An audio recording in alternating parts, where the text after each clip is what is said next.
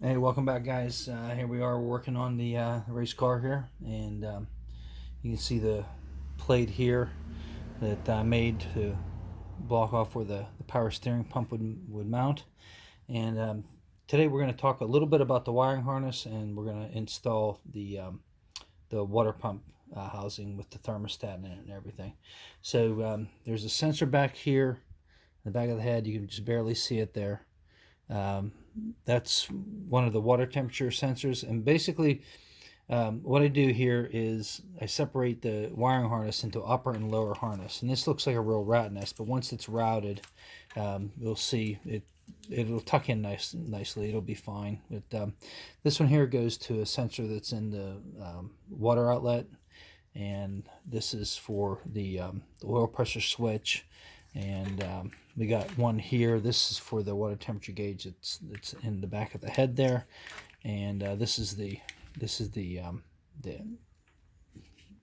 internet control, or the ignition control module. The ignition control module. And so we have these. This is like more the upper side, and we have the one that runs down for the vehicle speed sensor. We got that plugged in.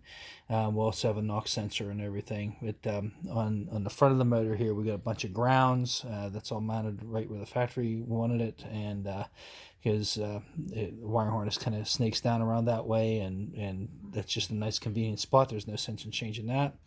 And then we have a positive cable that's going to run over and hook to the starter. I don't have the starter uh, wires hooked up yet. They're just kind of setting in place. You can see the little orange wires there. Those all lead to the big post on the starter, and then there's a single wire that leads to the small post on the starter. It's actually the solenoid on the starter. So I want to show you something here, something that I do with these, and that is on the water pump housing.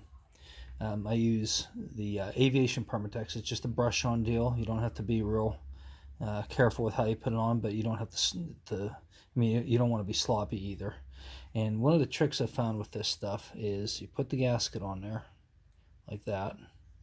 It's kind of seated on there.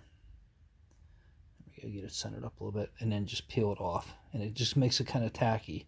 You can see it's not all the way around there. That doesn't matter. It's not all the way covered, but it'll keep it tacky, and it'll keep it in place and keep it from drifting around. All right. Now we're running a 180-degree thermostat. I have 160 also, but I think for this motor we're going to run the 180. I don't think it really matters when you're racing these motors. The temperature is always going to be hovering right around 160, 180, so we're going to run the 180. You notice there's a little tiny hole in that. Hope you can see that. And that's one of the secrets I wanted to share with you guys. This hole is probably a little bit bigger than I would drill normally. Usually it's just about a 1/16 of an inch hole. I think this is 3/32. About a 1/16 of an inch hole as a bypass. And the theory is, and if you've ever tried to burp the air out of the cooling system on a quad 4, sometimes it can be a little bit frustrating. So by drilling that really tiny little hole, it does a couple things. One, it makes it easy to bleed the air out of the system. So as the motor's warming up for the first time, especially, I'm not going to get any hot pockets in the head, where I start getting steam built up and everything. Where maybe the water level will come up and it's kind of stuck here, and then you have dry spots up here where the water starts boiling and all that. We are going to put water in this initially. That way, if there's any leaks or anything like that, it it's it's going to be easier to handle if it's just water than if it's coolant running everywhere. If water gets on the floor, I'm not going to worry about that too much. I can just mop that up. But if coolant gets on the floor, that's a real mess. So we have some pets floating around too, so we don't want any problems associated with that. Where they come out and they maybe lap at it. But so that's going to make sure that we don't get any hot spots in the head as we do our initial warm up. You can see that it looks like that's a bypass, but that actually goes into this hole right here, which is normally a tube that runs through the throttle body, and that's blocked off here. You can see we have a plug, and then the other water temperature sensor. One of these sensors is for the gauge, and the other one's for the computer to read water temperature, to set the air fuel ratio and everything. So we got our hole drilled in there. The other thing that I like about this is, and if you own a Quad 4, you'll know these are known to have problems with the heads cracking. By having that little tiny hole in there, it allows water to slowly circulate through the motor, even if the thermostat is closed. So that avoids any hot spots in the head, at least theoretically, avoids any hot spots in the head. And then it can it'll rather keep it from cracking. All right. Okay. I get messages coming in on my phone. It's a little bit distracting. Sorry about that. But you can't see it, but I can see it keep popping up on the screen here. So we're just going to have our bolts in here. Now I'm not going to put any sealant on this side, simply because this surface is in really good shape. The gasket is new. So why put the sealant on this side? That's so when I pull this apart, is anytime you're racing, you're kind of working with it, and you want to try and make things as easy to work on as possible. So whenever I pull this off, the gasket's going to come off with this, and I can use a wire wheel and just, basically just grind that gasket off. It's not going to hurt the aluminum at all. But so the head surface is relatively flat, so I'm not worried about it sealing there. But these old water pump or water outlets, the metal on these are not always the best, and sometimes through time it'll get pitted, from maybe somebody running antifreeze in it too long without flushing the system or whatever. So by putting the sealant on there, one, it keeps the gasket on this side, so I don't have to get in there with a scraper and a grinder and go crazy on that, trying to get everything off the head, and it's a headache. All the mess is going to be on here, which I can take over to the wire wheel on the grinder and just polish that off. So without further ado, we'll just put this on. Whoop, and you do want to be careful of that. I'm going to make sure that's seated in there, just like so. And we're very carefully going to put that down on. I'm just going to hold that in place while I get the bolts going. And you want to have your wrench ready. Wrench or socket and ratchet, you want to have that ready, because if I leave this go, this is going to fall off, and that thermostat could possibly come out of there. And of course, I'm going to actually have to leave it go here in a second, but I'm going to check it, of course, because I'm about to have my this happens to everybody, I think. So we're going to pop this off just to make sure we're okay. So we're doing this in real time. This is what it's like doing this kind of stuff. And you see I bumped that, so now of course the thermostat's going to fall down. All right, let's try this one more time, since I'm actually prepared this time. I thought I had everything ready to go. And our little bypass hole, it doesn't matter where it goes, you can clock it anywhere you want. Okay, so we're going to place that on there, and I'm going to hold that down tight to the head as I get these bolts started. I'm going to keep it there. You see how easy the bolts are going in. I try and clean the threads on all this stuff before actually starting, and that'll just hold it in place there. There we go. It's just a lot easier to work on than with the bolts that just kind of go in with your fingers, to be honest. And then all you have to do is just snug them up. And you don't have to go crazy with this. This is a steel bolt in an aluminum head, and we do have a gasket in there, so we don't have to go nuts with it. And that's it.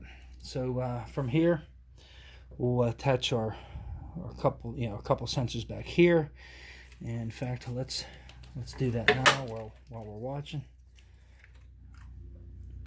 Hook that one up, and this is just a little single wire. I'm going to route this down below here. That in, and this back one, it had a real nice plug from the factory, and it actually went bad. It was a bad plug, so took it off and just put a spade end on it. There we go, like the female side. spade connector, and then we just plug that in. So we got those two sensors plugged in. You notice this one here, whenever I trimmed the wiring harness, I really wasn't sure what this was for. This is for the adjustable effort power steering.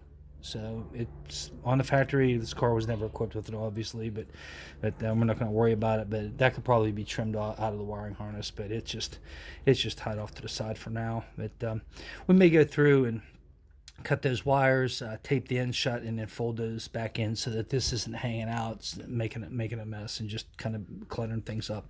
But you can see how this will just kind of go up here, or I can route it over here. The sensor's going to be here. It'll probably set here. So there's two sensors right there, and then we got a knock sensor, which I'll show you that while we're here. This would normally plug in, screw into the block, which we could do, and we could plug this in. But the motor that I had before, it was a 2.4 block, and this would not screw into it. Then I tried welding an adapter onto this and screwing it in, and it ruined the sensor. Even just strong, like 3 strong tack welds on it, it ruined the sensor. So I came up with this solution, which you strip the wire back about 2 inches, wrap it around a few times to get a good contact, wrap it up with electrical tape, and then this would just go on the block as a ground. Of course, it renders the knock sensor non-functional, but since we're running good gas in this, it really doesn't matter. I'm not going to, the computer it doesn't have enough timing in it to really cause any knock or any problems like that. But so we may be redoing this. I'm not quite sure what we're going to do with this yet. This, like I said, this is set up for the 2.4.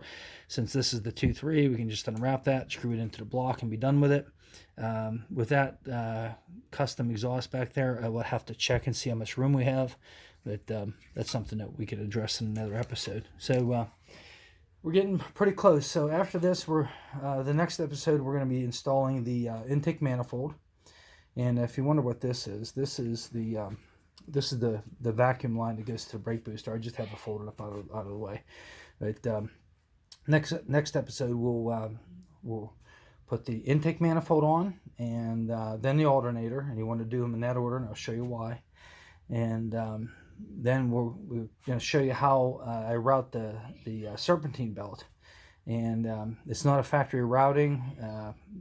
It's we don't have an ACE on this, and I have a AC delete pulley that I use, but there's a way to route the belt where you don't even need that. It's a real short belt. It's like a 35 inch belt. I'll show you all that. So and if you're a fan of the engine build series, Let's Build a Quad 4, if you remember, near the end of that series, we tightened up the bolt on the front of the crankshaft, but we didn't turn it that final 90 degrees to finish tightening it. So we have to do that yet. But we got the front cross member, or the front subframe rather, in, and all the axles are in.